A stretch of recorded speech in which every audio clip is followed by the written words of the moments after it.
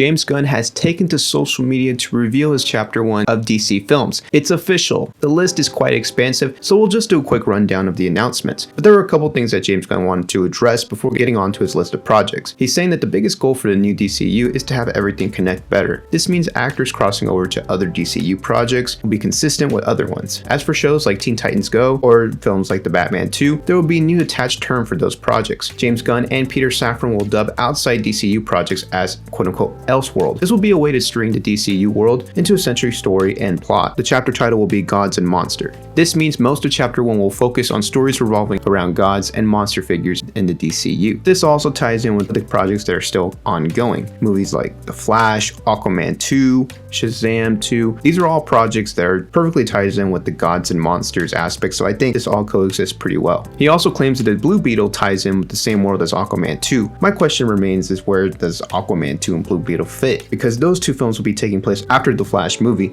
and you think after that Flash movie, it's going to be a whole reboot and this is how it's going to tie into the James Gunn world. But you still have those two lingering projects of Aquaman 2 and Blue Beetle around, so are those projects going to just be rebooted into a new project, or they're going to maintain the actors? I know Jason Momoa will not be back as Aquaman, so maybe he's just going to go back into the ocean for a little bit, and maybe Blue Beetle will be going back to school for a little bit. We'll just wait and see. But now let's get on to the new projects announced by James Gunn. The first project in Chapter 1 revolves around Creatures Commandos. This is an anime style show that will feature characters coming in and out of animation. The original comics version revolves around heroes existing in World War II. The project will be tackled by Gunn himself in the writer's chair. Our second project includes a familiar face returning to the new DCU. Amanda Waller will have her own TV series and will bring back Viola Davis into the role. Awesome choice and great actors to bring back into the DCU. I knew Warner Bros. Discovery would not be as foolish as to let Davis walk over to Kevin Feige or Marvel. The season will combine with cast members from Peacemaker Season 1. This also means that the show will take place between both Peacemaker seasons, and this also led to a delay of Season 2. Gunn was pretty excited for this project and bragged about the story creators. It's hard to argue against his point when these creators are also the ones that created The Watchmen and Doom Patrol. The next project will be, according to Gunn, the official start to the new DCEU. Superman Legacy will be bringing back the Man of Steel into the new DCEU and will be written by Gunn himself. It sounds like the project is still going under heavy writing, so we'll wait a little bit longer on the plot details for that movie, but this is where Gunn will really put up or shut up when it comes down to delivering on the new DCEU. If fans are angry with him on Twitter about,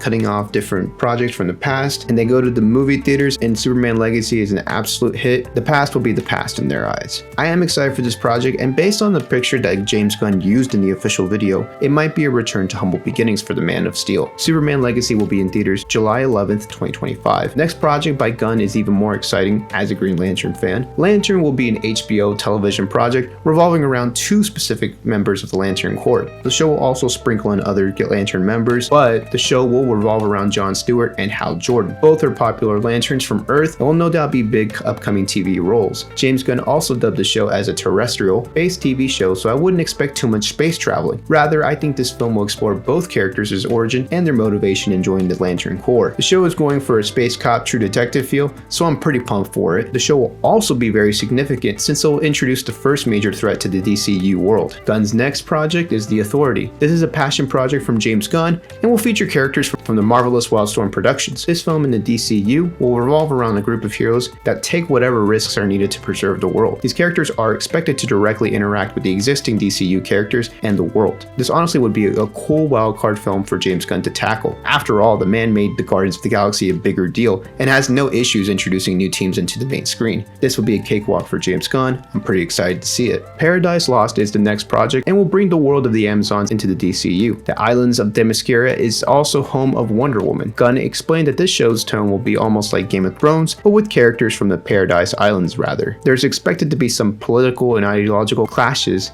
and should be for a good watch, especially after finishing up House of the Dragon Season 3 or 2. I'm not sure if the show will introduce Wonder Woman into the show, or she would be a background character, off-world or something, but I think introducing the world of these heroes would be just as significant as introducing the characters because you have to get them both right. The next DCU project will bring back Bruce Wayne and Robin, just not the original Robin. The project will feature not only a whole new Batman separated from Robert Pattinson and Matt Reeves' world, but also a new Robin that we've never seen seen on the big screen ever before. The project will feature Batman's actual son Damian Wayne as Robin. It'll be interesting to see how James Gunn will explore this Robin and the other Robin's differences. Dick Grayson is the first Robin and the most popular after all, with Damian Wayne being the grandson of Batman's rival Ra's al Ghul. This team up between the two characters should be very interesting to see on the big screen, and it's very ambitious. We're gonna get Batman, possibly Ra's al Ghul. You have to see Talia al Ghul in this project at least, because that's the mother of his child after all. The world of the brave and the bold will be what Gunn bases his Batman film from. The comics issue focuses on the entire Bat family, including Bruce Wayne. Gunn stated that this will be the beginning of the DCU's Bat family, so start dreamcasting away. It's gonna be awesome to see finally for once see a proper Batman and Robin on screen, and I think having these two on the screen works best because I can see James Gunn going for with the hit girl assassin vibe when it comes down to Damian Wayne, and Batman being kind of like the Nicolas Cage Big Daddy and Kick-Ass, of course. I'm just excited to see it. It's going to be a fun project, and I think that James Gunn has the right tone and vision for it. And next on Gunn's list is a Booster Gold TV series. I'm a casual fan of Booster Gold, but I know that he has a massive following amongst comic book readers. Very much has a Deadpool cult-like following, but in a nice way. The concept of the show sounds genius, and it'll be tough to find the right actor for the role. Booster Gold plays off as a superhero from the future, but the twist is that he's actually not happy in the future and storms away to the past using time-traveling tech. He then uses this tech to become a superhero in the present-day world.